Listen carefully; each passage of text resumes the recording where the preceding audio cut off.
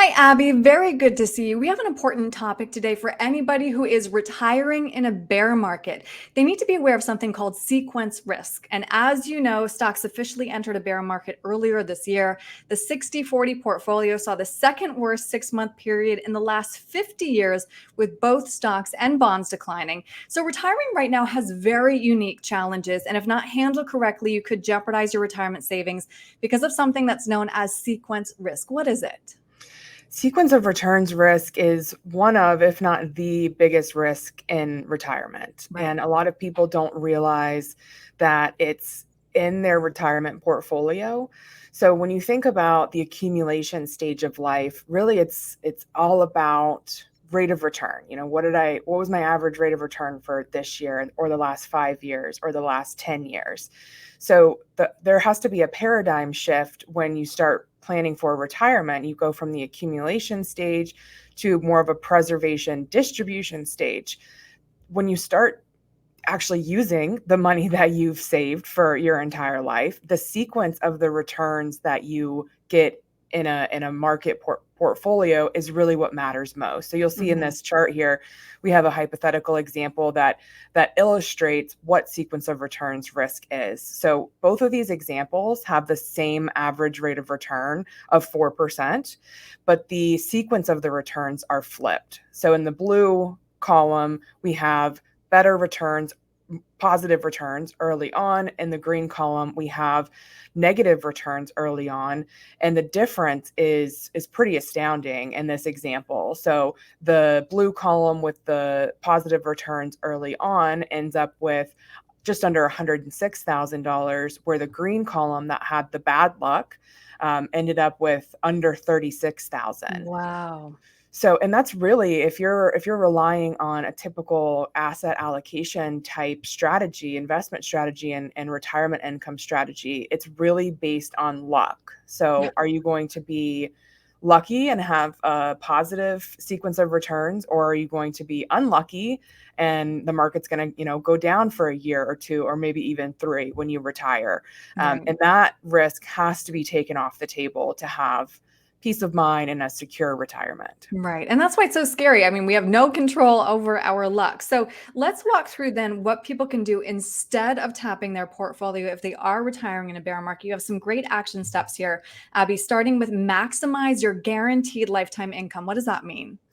Yeah, so in the past, we had pensions that we could rely on that Hmm. covered our basic expenses for sure, and a lot of times our, discretionary expenses, vacations, cars, things like that.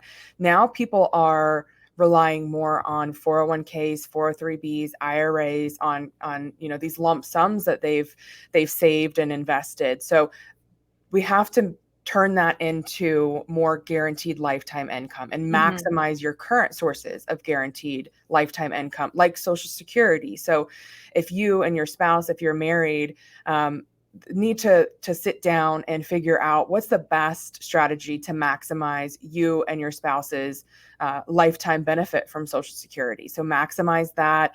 Make sure you choose the right option if you do have a pension for you and your spouse. And then if you don't have enough guaranteed income, lifetime income, add that. So create a private pension of lifetime income so that your expenses, at least your basic expenses, are covered, so that if there is a bear market when you retire or a couple of years, into retirement, at least your income is taken care of. You can kind of leave your investments to go back up, take the pressure off of those a little bit. And that's a Right. really important thing that people need to think about these days. Right. Okay. And now, next on your list here is change your investment strategy. What does that mean specifically?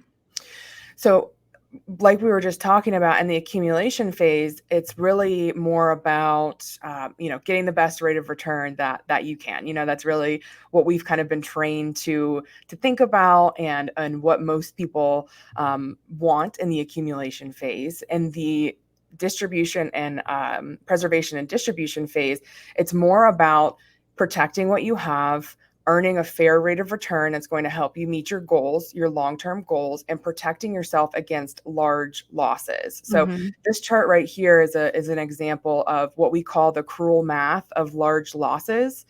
I like that So, one. and it's not intuitive to a lot of people. So if there's a 50% loss, for example, like what happened in 2007, 2008, you don't need to have a 50% gain to make up for that. So yes, the market does bounce back, but you actually need 100% gain just to get back to where you were. And then you're just making up old money that you've lost. That And is then you have cruel. to, yeah, it is, right? It is. Yeah. And it surprises a lot of people. Yeah. And so protecting from those large drawdowns is of the utmost importance in retirement.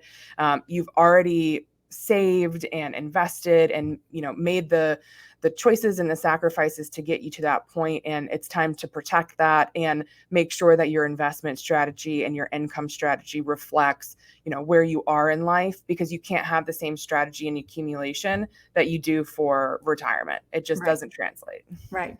And next on your list, know your expenses. I feel like this is tried and true no matter where you are in life, but especially if you are in or near retirement. Absolutely. So no matter how much money you have, it really comes down to your expenses. Right. We've seen multimillionaires end up going broke, Right. celebrities, and it's all about your expenses. So if you're 5 years, that's really the kind of the crunch time. So if you're 5 years out from retirement, take a look at your expenses. You can look at your credit cards, debit cards, bank accounts, whatever accounts you use for bill payment. Take a look at the 12-month report from that, and then you can add them up to figure out exactly what your expenses are, and then compare that to your income sources that you'll have in retirement. So do you have enough income in retirement to cover those? If not, then you're going to have to pull from your investment portfolio and most likely need to add some guaranteed income. Right. And then what logically follows after that, knock out your debt and then those big expenses. Right. So that's an important piece for peace of mind as well in retirement. Mhm. So if you want to buy a really nice car and you're a couple of years from retirement, go ahead and do that while you're still getting some bonuses, while you still have that salary from your job.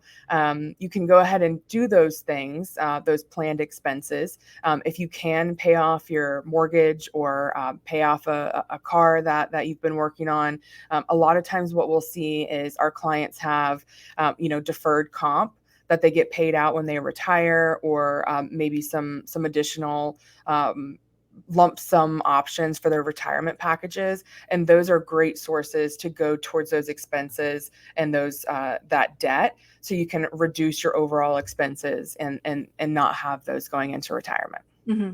And last on your list here, increase emergency funds. What's the general rule of thumb, and then what do we increase it to?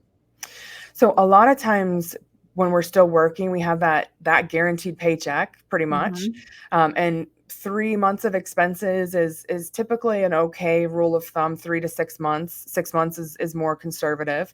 When we're in retirement, though, if you have a larger cash reserve or emergency fund, so anywhere from 6 to 12 months of expenses, in some principal protected place that you can get to, then that's going to lower the risk of needing to take large withdrawals from your portfolio at a bad time. So that's the Hmm. sequence of returns risk again.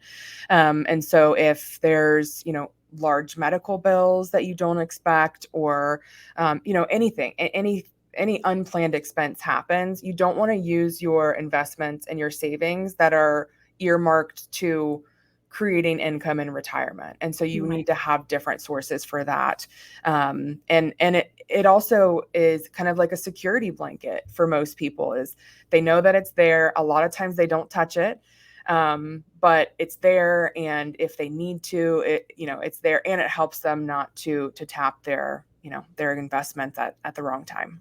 Right. Logical, but also emotional. You keep saying it. Peace of mind. That makes a lot of sense. Yeah. And the last question here, I feel like, is the most difficult question to ask, and maybe one of the most difficult conversations that you have with a client, Abby.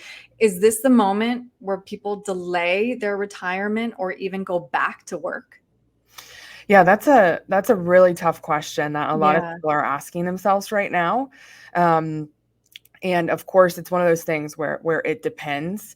Uh, Mhm. I would I would certainly recommend taking a look at the things that we talked about, today, and see where you end up. So, do your guaranteed lifetime income sources match your expenses? And if so, that's a really great place to start.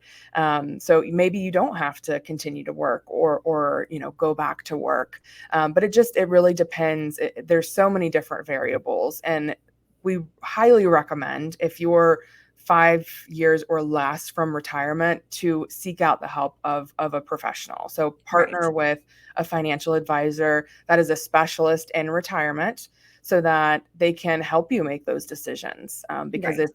it's a hard one. Right. And it should be a conversation, not an algorithm where you just go and plug in a date on the computer, as simple as we would like it to be that way. Right. Abby, this was really helpful. If somebody would like to have that conversation with you, what's the best way to reach you? So you can always give us a call at 678-442-0255, or you can visit our website at theretirementfamily.com. Send us a message, let us know what's on your mind, and we can schedule a call to chat more about that. That's great. Abby, thank you. Thanks, Erin.